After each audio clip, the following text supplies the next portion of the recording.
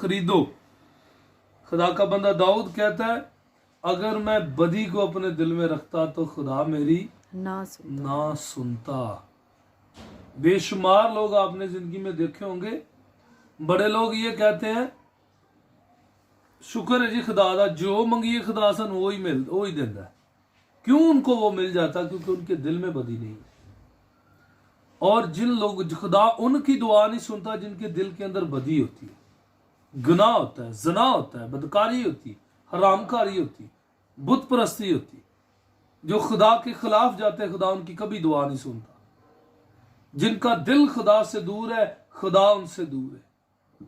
और बाइबल मुकद्दस में लिखा है, अगर मैं बदी को अपने दिल में रखता, खुदा का बंदा कहता है मैंने अपने दिल से बदी को दूर किया, इसलिए खुदा ने मेरी दुआ सुनी। हालेलुया। खुदा ने यकीनन सुन लिया। अगली बात बड़ी खूबसूरत बात कहता खुदा ने यकीनन सुन लिया। कहता यकीन के साथ जो कुछ मैंने खुदा से मांगा उसने मेरी दुआ को सुना और मुझे जवाब दिया है। उसने मेरी दुआ की आवाज पर कान लगाया। हम खुदावन को कहते हैं, खुदावन हम मुसीबत में हमें बचा, हम दुख में हमें बचा, हम परेशानी के अंदर हमें बचा, हम लानत के अंदर हमें बरकत दे। खुदा सारी लानतों को बरकतों में तब्दील कर देता है। हालेलुया। खुदा हमारी बेवफाइयों को वफादारियों में तब्दील कर देता है। खुदा हमारे आंसुओं को खुशियों में बदल देता है। खुदा हमारी आजमाइशों को आसानियों में बदल देता है। खुदा मुश्किलात को दूर करता है और हमारे लिए वसाइल देता है। हालेलुया। खुदा का कलाम बयान करता है, खुदा का बंदा यकीन के साथ कहता है, तवक्कुल के साथ कहता है, मैंने दिल से बदी को दूर किया, गुनाह को दूर किया, नाफरमानी को दूर किया और हर तरह के ऐब को दूर किया। खुदा ने मेरी दुआ सुन ली। हालेलुया। और कहता है, खुदा मुबारक हो। क्या हो? मुबारक कौन होता है? वो कहता है खुदा मुबारक हो। खुदा को मुबारक कहता है, इसलिए खुदा को खुदा का बंदा मुबारक कहता है क्योंकि वो मेहरबान है, वो अपने लोगों पर शफकत रखता है, वो अपने लोगों पर खास नजर रखता है। बाइबल में लिखा है, मैंने तेरी सूरत अपनी हथेली पर खोद रखी है, मेरे सामने है तू। मैं हर वक्त असी आप दिन में कितनी बार अपना हाथ देखते हैं? बेशुमार मर्तबा। खुदा हर वक्त, बाइबल कहती है, उसने हमारी सूरतें अपनी हथेलियों के ऊपर रखी, हमें देखता ही रहता है हर वक्त। मेरा बेटा, मेरी बेटी, ये मेरा बच्चा, ये मेरा खादम कि इस वक्त मुश्किल में है, दुख में है, परेशानी में है, इस वक्त गुनाह में है, इस वक्त मेरे पास है। और जो कोई खुदा के पास आ जाता है, बाइबल बयान करती है, खुदा मुबारक हो जिसने ना मेरी दुआ रद्द की।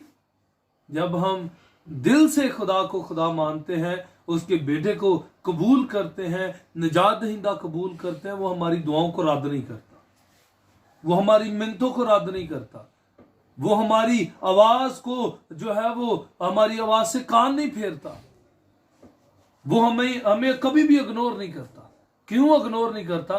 क्योंकि हमने उसकी आवाज सुनी है, हमने दिल में उसको बिठा लिया, उसकी जो है वो बातों पर हम अमल करते हैं।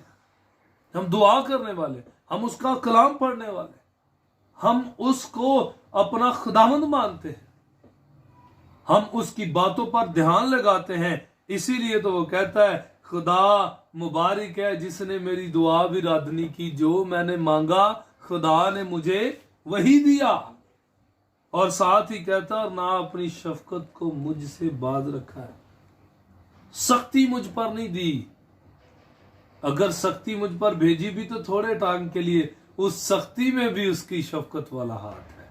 बाइबल में लिखा है, वो अपनी बाहें फैलाए हुए खड़ा है, कब मेरा बेटा, कब मेरी बेटी मेरे पास वापस आती है, कब मेरा बेटा मेरे पास वापस आता है। बाइबल मुकद्दस को हम पढ़ते हैं, खुदा का कलाम हमें तरबियत देता है। एक स्टोरी पढ़ते हैं, खुदावन ने कहा, एक बाप के दो बेटे हैं। छोटा क्या करता, अपना सब कुछ लेता है और जायदाद का हिस्सा लेता है। वो कहता है, मेरा बाप तू है, अपने जीते जी मेरी मिरास मुझे दे। वो अपना सब कुछ लेता है, अपने दोस्तों के साथ दुनिया में ऐशो इशरत करता है, गुनाह करता है, नाफरमानियां करता है, वो अपनी जिंदगी अपने मजे से, अपनी आंखों से, जो उसका दिल कहता है उसमें बसर करता है। एक वक्त आता है सख्ती का, एक वक्त आता है उस पर ऐसी सख्ती आती है कि वो खाने के लिए भी भूखा मरता है, उसको खाना भी नहीं मिलता। एक जगह उसको नौकरी मिलती है खाना खाने के लिए, एक शख्स के पास सूअर होते हैं। बाइबल कहती है कि वो बंदा कहता है मेरे सूअर चरा, जब तू मेरे सूअर चराएगा, जो फलियां सूअर खाएंगे उन्हीं से ही तू अपना पेट भी भरना, उससे गुजारा करना। बाइबल मुकद्दस बयान करती है उसको उस मुश्किल वक्त में, दुख के वक्त में, जब उसके पास कुछ नहीं होता, याद आता है अपना बाप, अपना घर याद आता है, अपनी जिंदगी याद आती, मजे से खाने याद आते हैं, ऐशो इशरत याद आती है, अच्छे सूट बूट याद आते, नौकर चाकर याद आते, और सबसे बढ़कर उसको अपने बाप की शफकत याद आती। वो कहता है मैं अपने बाप के पास वापस जाऊंगा और अपने बाप से कहूंगा बाप मैं तेरा और खुदा का गुनहगार हूं, ना मैंने तेरी बात सुनी ना मैंने खुदा की सुनी। तू मेरा बाप था, तू मुझसे प्यार करता था, खुदा मेरा और तेरा भी बाप है, उसका कानून है कि तू अपने बाप और मां की इज्जत करना, मैंने नहीं की। उसे याद आती है खुदा की मोहब्बत, खुदा की शफकत याद आती है, और जब उसको याद आती है तो जाता है, वो कहता है, सोचता है, अपने जी में ही सोचता है मेरे बाप के घर में मुझसे अच्छे तो नौकर है, वो भी मेरे बाप के घर में तो जो नौकर है वो भी पेट भर के खाना खाते हैं, मजे से रहते हैं। मैं बाप के पास जाऊंगा और बाप को कहूंगा बाप मैं तेरा और खुदा का गुनहगार हूं, मुझे माफ कर दे, मैं अब इस लायक नहीं तेरा बेटा बनूं, मुझे नौकर बना ले। उसके दिल में यह था कि बाप मुझे अगर नौकर भी रख लेगा तो कम से कम मुझे रोटी तो अच्छी मिलेगी, मेरे बाप के घर में खुराक की तो कमी नहीं है। इसलिए वो वहां से निकलता है, सब कुछ छोड़ता है, निकलता है, इकरार करता है अपने गुनाहों का। बाइबल कहती है जो अपने गुनाहों को छुपाता कामयाब नहीं होगा, जो उनका इकरार करता है, मान लेता है और उसको तर्क कर देता, उस पर खुदा की रहमत होती है। और लिखा है बाप ने दूर से ही देखा मेरा बेटा आ रहा है। बाप उस दिन ही नहीं उसे देखने के लिए खड़ा हुआ, बाप हर रोज उसे देखता है, कब मेरा बेटा इन राहों से चलकर वापस आएगा, कब मेरा बेटा लौटेगा, कब मेरे बेटे की जिंदगी में पछतावा आएगा, कब मेरा बेटा जानेगा कि मेरा बाप मुझसे प्यार करता है। लिखा वो दूर से कहता है बाप मैं अब इस लायक नहीं हूं कि मैं तेरा बेटा कहलाऊं, मैं तेरी मिन्नत करता हूं, मुझे अपने नौकरों में ही जगह दे दे। बाप यूं दोनों बाहें खोलता है और अपने बेटे को गले लगाता है, उस गंदे को, नापाक को, उस ऐबी को, उस नाफरमान को, उस जनाकार को, उस हरामकार को, उस बुत परस्त को, उस लालची को, उस खुदगर्ज को, जो कुछ भी था वो बाप उसको गले से लगाता है। बाप ऑर्डर करता है जल्दी से मेरे बेटे के लिए पोशाक नहीं लेके आओ, सोने की अंगूठी लेके आओ, इसको नहलाओ, इसके जूते पॉलिश करो, नए जूते लेके आओ इसके लिए, इसको अच्छी बड़ी ज़ियाफत का इंतजाम करो, सबको बुलाओ, सारे जल्दी से आ जाए, मेरा बेटा मर गया था जिंदा हुआ है, हालेलुया। ये खो गया था, दुनिया में चला गया था, ये मुझे मिल गया है, ये भटक चुका था अब वापस आया है। इसे गल तो गल बनी है जेड़ा सुबह का भुलिया शाम नूं घर आ जाए ओनू भुलिया ना कहो, समझे ओनू टांगा ही नहीं लभा है। वो सारा दिन घूमता रहा लेकिन उसको बाप की शफकत याद आई और बाप ने उसको सीने से लगा लिया। बड़ा भाई कहता है बाप तूने आज तक मुझे तो कुछ नहीं दिया, एक बकरी नहीं दी मैं अपने दोस्तों के साथ उसको ज़िबा करके अपनी मर्जी से जिंदगी बसर करूं।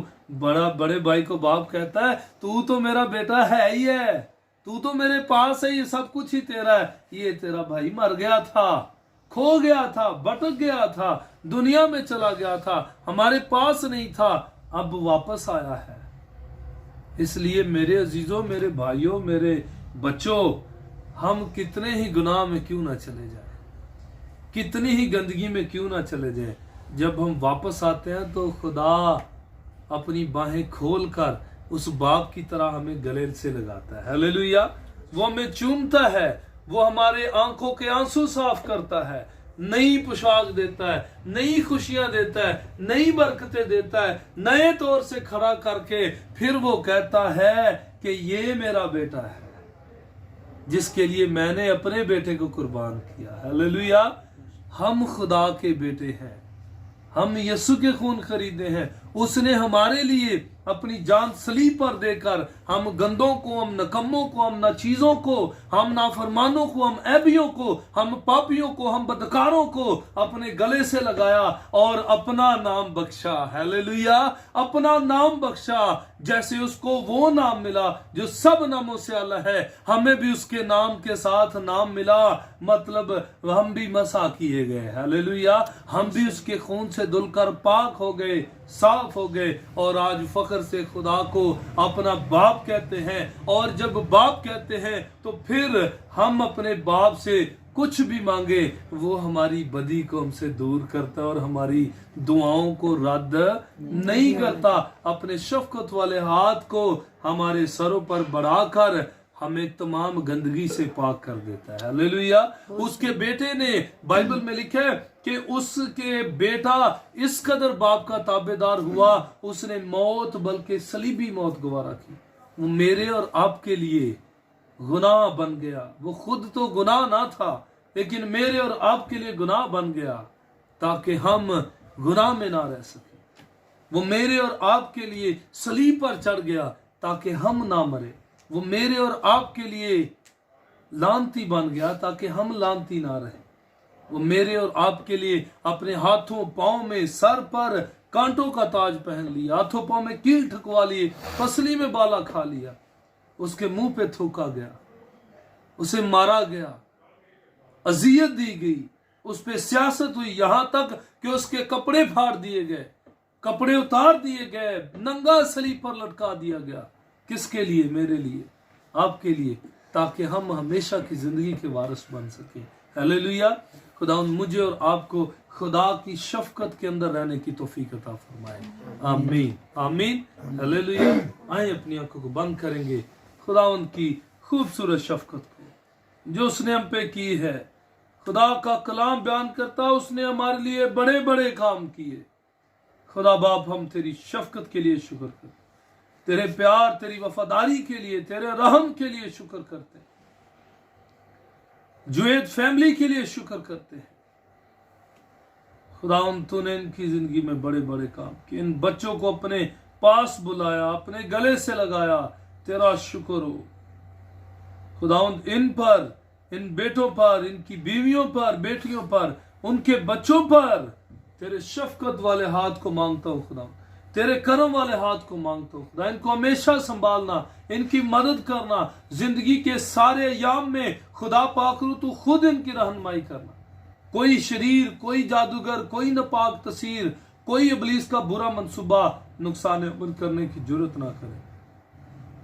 तेरा कलाम इन बच्चों को हमेशा याद आता रहे कि तूने इनके लिए बड़े बड़े काम किए। तूने कैसे अपने लोगों को गुरे से, गंदगी से, गुनाह से निकाल कर अपने साथ तख्त पर बैठा लिया ताकि हमेशा की जिंदगी के वारिस बन सके।